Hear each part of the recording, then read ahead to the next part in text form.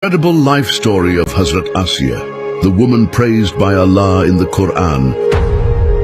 For every firawn, there is always an Asiya who stands against him. The Queen of Paradise who turned away from all wealth and power, and who shouted her faith against Firawn, who said, "I am your Lord." It was not going to be easy to stand against the Firawn, especially to protect the believers. The first woman to believe in Musa alayhi salam, one of the 4 women chosen for paradise. The great woman whom Musa alayhi salam called my mother after my own mother. A tower of patience who never gave up her devotion to her Lord despite all the torture. A shining example of taqwa, praised in the Quran for the believers, the beloved Queen of the Palace. The wife of Firawn, Asiya.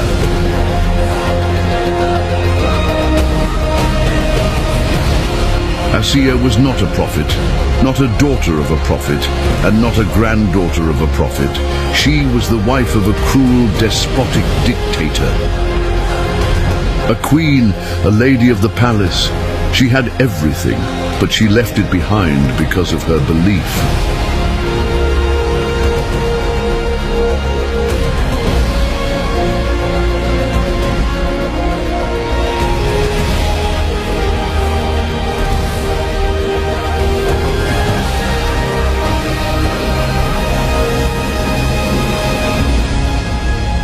Once again, we bring you a shocking story.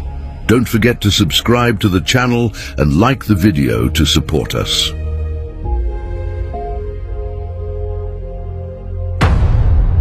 Rasulullah sallallahu alaihi wasallam said, "Many men reached perfection, but among women only Asiya, the wife of Firawn, and Maryam bint Imran reached perfection." Here, reaching perfection means rising to the highest level in all virtues and piety. The life of Asiya is mentioned in the Quran as the wife of Firawn. Her real name was Asiya bint Muzahim. She lived in the 13th century before Christ. The great-grandfather of Asiya, Walid, was the pharaoh of Egypt during the time of Yusuf alayhi salam. It is also narrated that Asiya was the aunt of Musa alayhi salam and that she believed in him. Firawn was the husband of Asiya. He had a crown decorated with precious jewels and pearls, and he ruled a great kingdom. According to the narrations, his grand crown and his large body made him look very impressive to people. His throne stood 4 steps above the ground. The surroundings of his throne were covered with beautiful cushions and soft carpets, arranged for his ministers to sit and for visitors to be hosted. When Firawn spoke to someone, they would listen with fear. Because of this fear, people started to praise him and attribute qualities to him that he did not really have. Seeing this, Firawn began to claim divinity and tried to protect the traditional belief in idols by exploiting people's feelings. Taking advantage of the people's backwardness and ignorance, Firawn did not only claim to be a god, but even said, "I am your supreme lord."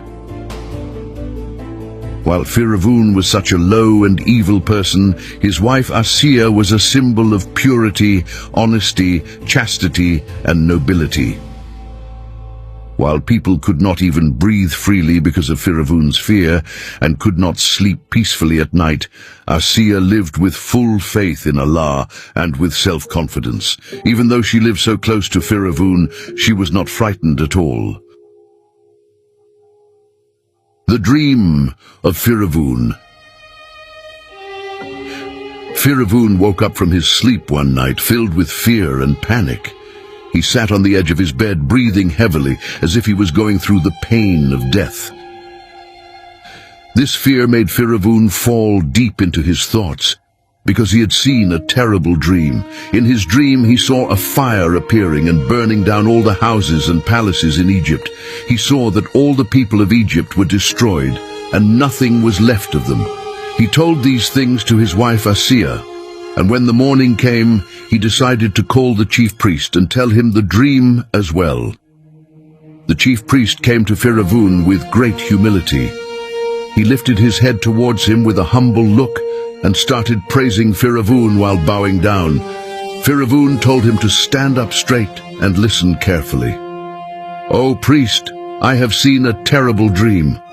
Almost every night I see the same dream. I wake up in fear and panic," firawn said.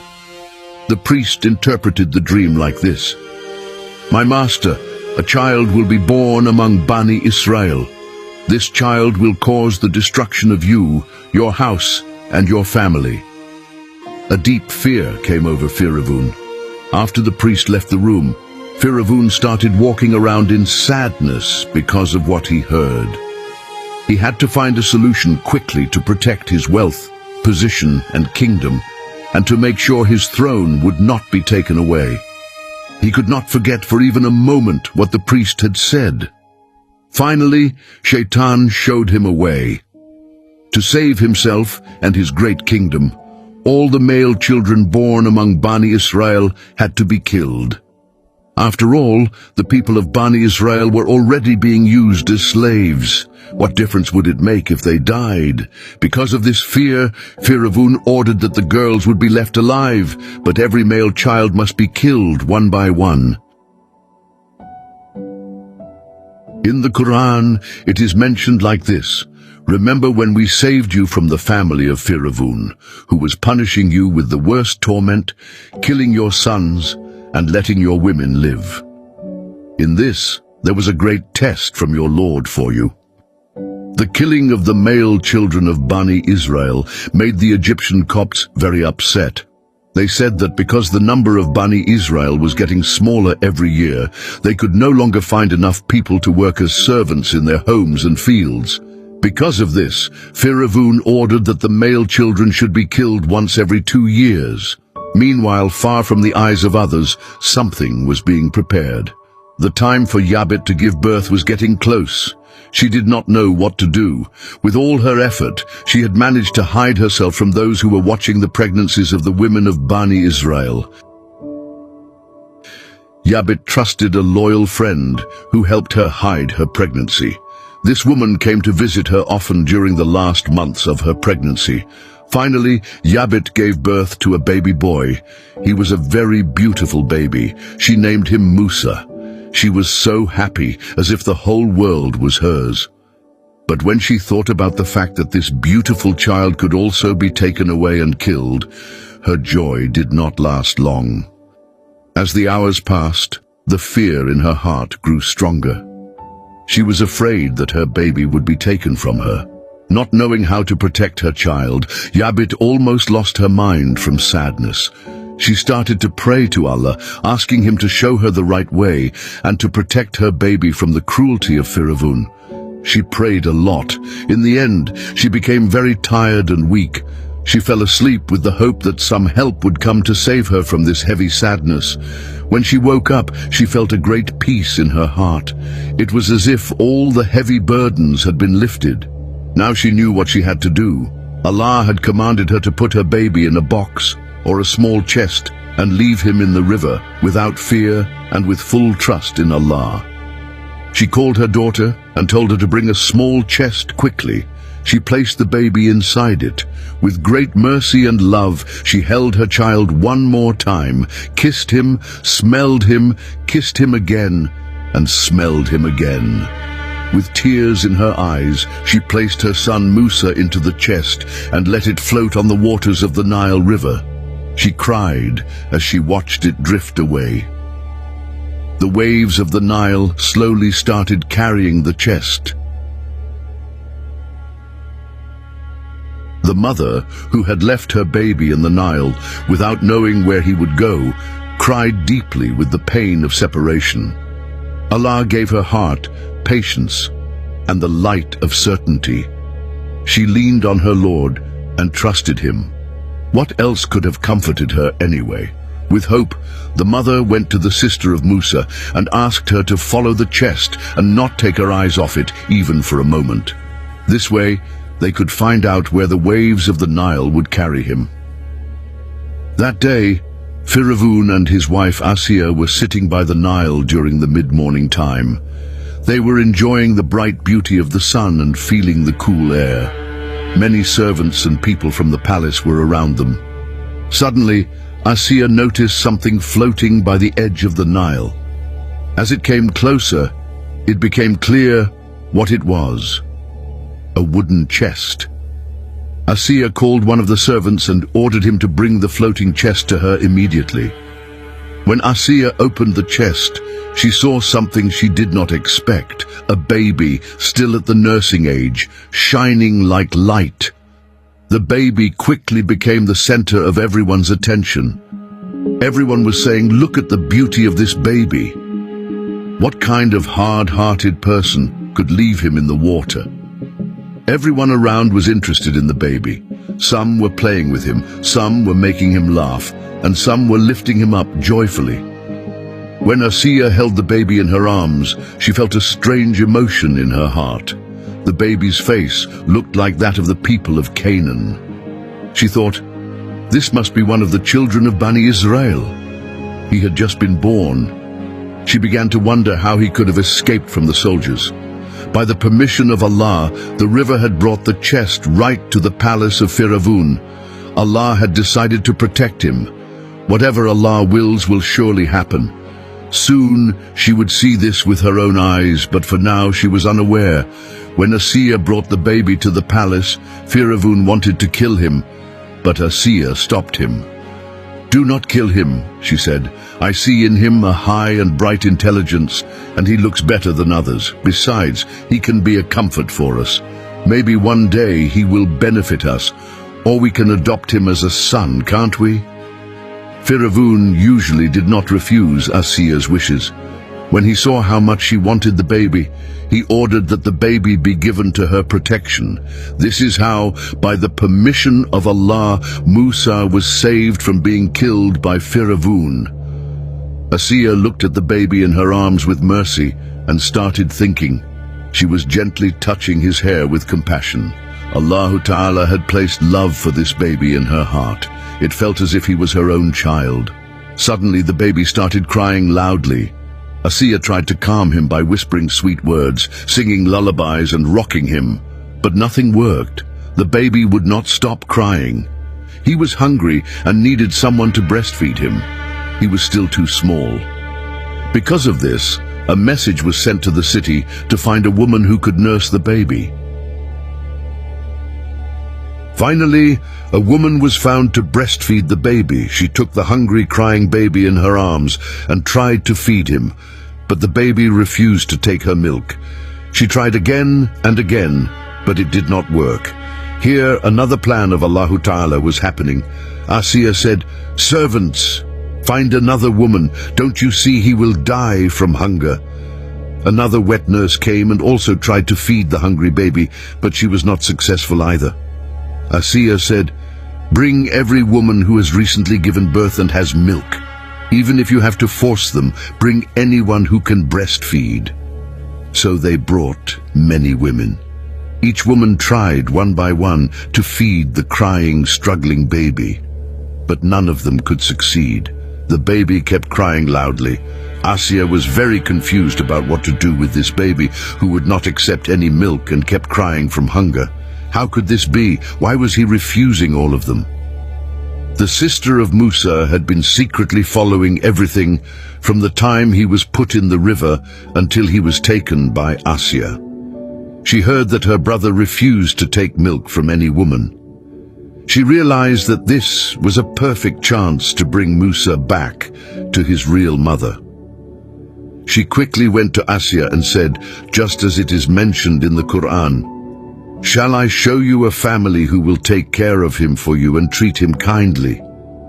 Asiya said, "Yes. This child's crying is breaking my heart. His tears make me very sad. Let's do it immediately."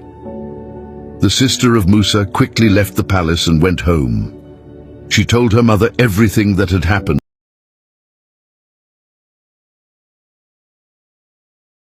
around, took her hand, and brought her to the palace of Firawn. Asiya handed the baby to his mother, Yabit. The moment his mother took him in her arms, the baby stopped crying. He became silent. Longing for his mother, the baby smelled her and turned his head from side to side to nurse. Finally, he drank her milk deeply and peacefully. Asiya was very pleased with the arrival of this woman.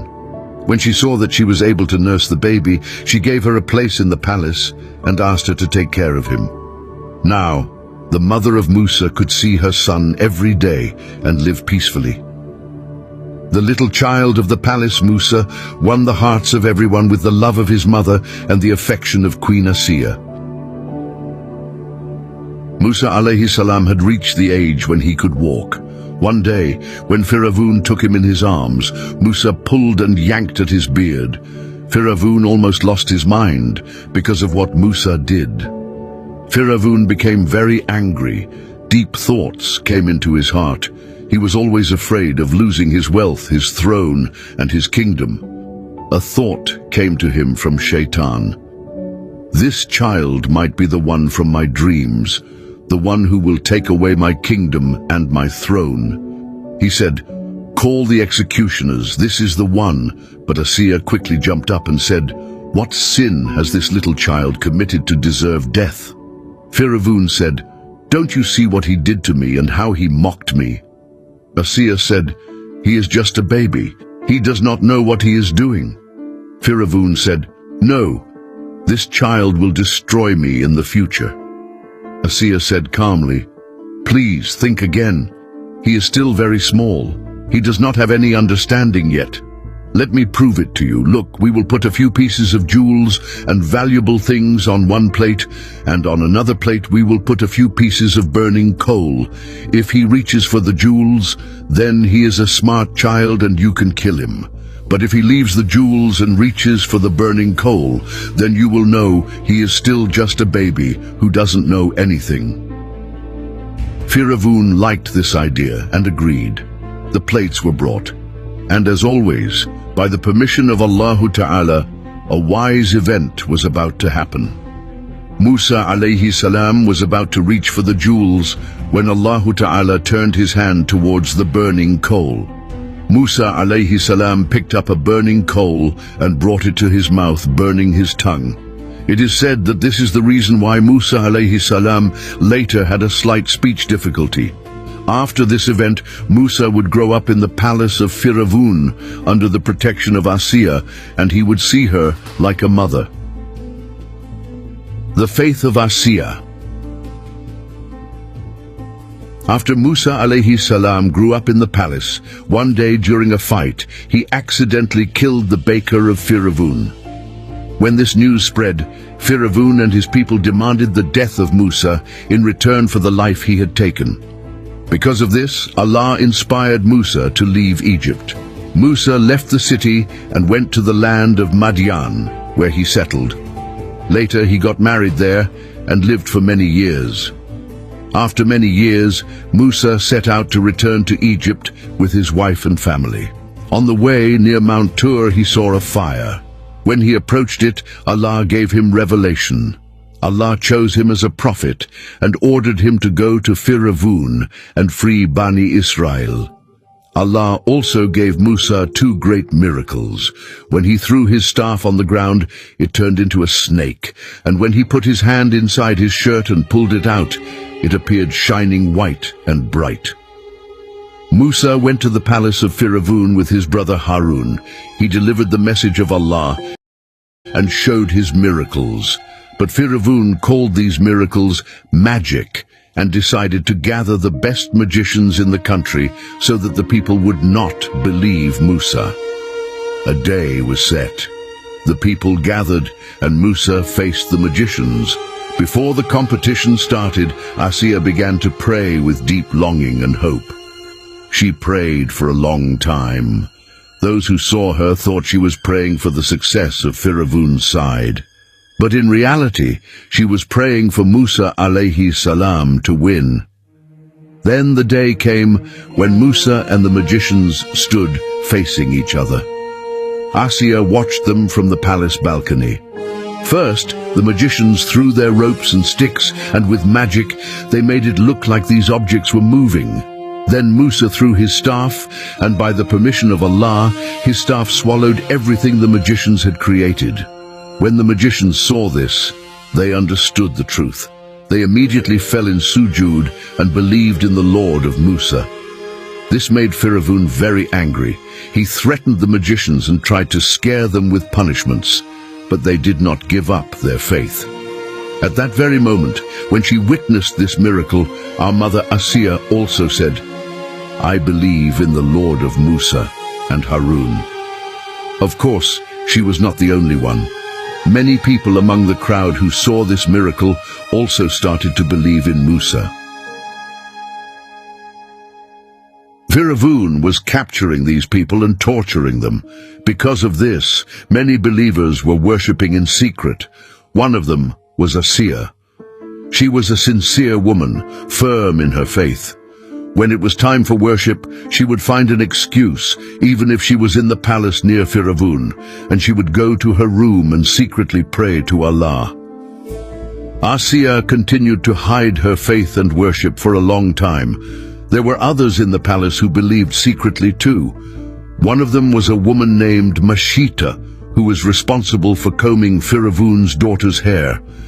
One day, Mashita dropped the comb. She picked it up while saying, "Bismillah, in the name of Allah." The daughter of Firawn asked, "Do you mean in the name of my father?" Mashita answered, "He is my Lord, and your father's Lord too." When the girl heard this, she went and told her father. Firawn then ordered a large copper furnace to be made and heated. He commanded that Mashita and her baby be thrown into it. First, Mashita was threatened that her baby would be thrown into the fire to make her give up her faith. But Allah helped Mashita, and her little baby spoke to her. He said, "Be patient, because you are on the truth." Hearing this, Mashita agreed to be thrown into the furnace together with her baby. Through this sacrifice, she reached paradise. Here, we want to open a small note. Years ago, a young girl who had died in a fire appeared in the dream of a Muslim. The girl said that even though people said she died burning, she was surprised because she did not feel it. She explained that now she was in a very beautiful place, filled with peace, so even if we see them being burned with our eyes, only those people and Allah know what they truly feel. Yes, Allah is full of mercy. The spiritual state of Asiya and her reaction. Asiya was watching everything from the palace window. When Mashita was killed, Asiya saw that their souls were raised to the heavens. This sight made her faith in Allah even stronger and her devotion even deeper. While she was in this spiritual state watching the angels, her husband Firawn suddenly entered the room. He started telling her about Mashita, how they had tortured her. After Firawn finished speaking, Asiya said, "Shame on you! Woe to you, Firawn! How can you dare to rebel against Allah? How can you torture the believers?" Firawn, shocked by these unexpected words, said, "Maybe the madness that came to the woman we tortured has now come to you too." Asiya fearlessly replied, "Know this, I have believed in Allah, who is the Lord of you, me, and all the worlds." Firawn then called Asiya's mother, his mother-in-law, and said, "Just like my daughter's hairdresser, your daughter Asiya has also gone mad." After that, Firawn said to Asiya, "Either you obey." Then he left the room. Her mother approached and tried to convince Asiya to obey Firawn, but Asiya firmly said, "O mother, if what you want is for me to rebel against Allah and disbelieve in him, then know that this will never happen." When Firawn heard that Asiya was determined, he went mad with anger. He ordered 4 stakes to be driven into the ground. He had Asiya's hands and feet tied to these stakes and left her under the burning sun to be tortured. After they left her there, the angels came and shaded Asiya with their wings. According to a narration, while Asiya was being tortured, Musa alayhi salam happened to pass by. Asiya tried to signal to him with her finger to explain her situation. Musa alayhi salam made dua to Allah to lighten her suffering. During this time, Asiya made dua, "My Lord, build for me near you a house in paradise, save me from Firawn and his evil deeds, and save me from the wrongdoing people." Allah accepted her prayer and revealed to her, "Lift your head." When she lifted her head, she saw a palace made of pearls in paradise. She smiled immediately. When Firawn saw her smiling, he shouted, "Look at this crazy woman who laughs while being tortured." Before a heavy stone could be dropped on Asiya, Allahu Ta'ala took her soul, the legacy of Asiya. The grave of Asiya is in Egypt. It is not known at what age she passed away. Allahu Ta'ala mentioned the wife of Nuh alayhi salam and his disbelieving wife as examples for those who reject faith, and he mentioned the wife of Firawn and Maryam as examples for those who believe. They were given as examples of faith and determination to the believers of today. Because Asiya obeyed her Lord so much that even the presence of her husband, who was the most rebellious and distant person from Allah, could not harm her faith. Asiya was a waliya, a close friend of Allah, one of the Siddiqin, the truthful ones. She chose to be killed rather than to enjoy a kingdom, and she chose to suffer pain in this world rather than to live in its luxuries. When even all the planets are together but you still feel alone, this channel is exactly for you. This video needs support to reach others like you before it gets lost in the YouTube ocean. Every subscriber helps reach another broken heart. Don't forget to like, subscribe, and leave a comment. You can also help our video reach more people by subscribing to the channel, leaving a comment, and liking the video. The incredible life story of Hazrat Asiya, the woman praised by Allah in the Quran. For every Firawn, there is always an Asiya who stands against him. The Queen of Paradise who turned away from all wealth and power, and who shouted her faith against Firawn, who said, "I am your Lord."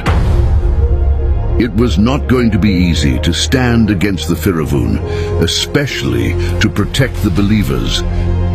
The first woman to believe in Musa alayhi salam, one of the 4 women chosen for paradise. The great woman whom Musa alayhi salam called my mother after my own mother.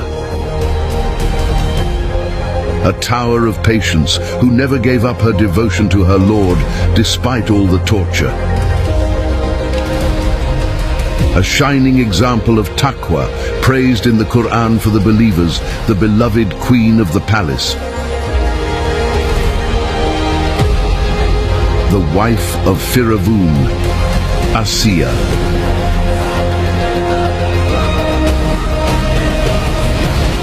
Asiya was not a prophet, not a daughter of a prophet, and not a granddaughter of a prophet. She was the wife of a cruel, despotic dictator. A queen, a lady of the palace. She had everything, but she left it behind because of her belief.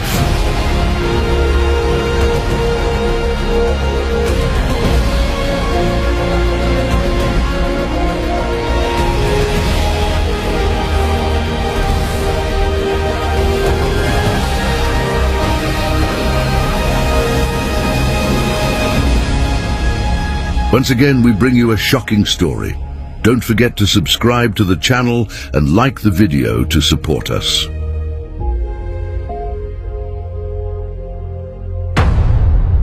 Rasulullah sallallahu alaihi wasallam said, "Many men reached perfection, but among women only Asiya, the wife of Firawn, and Maryam bint Imran reached perfection." Here, reaching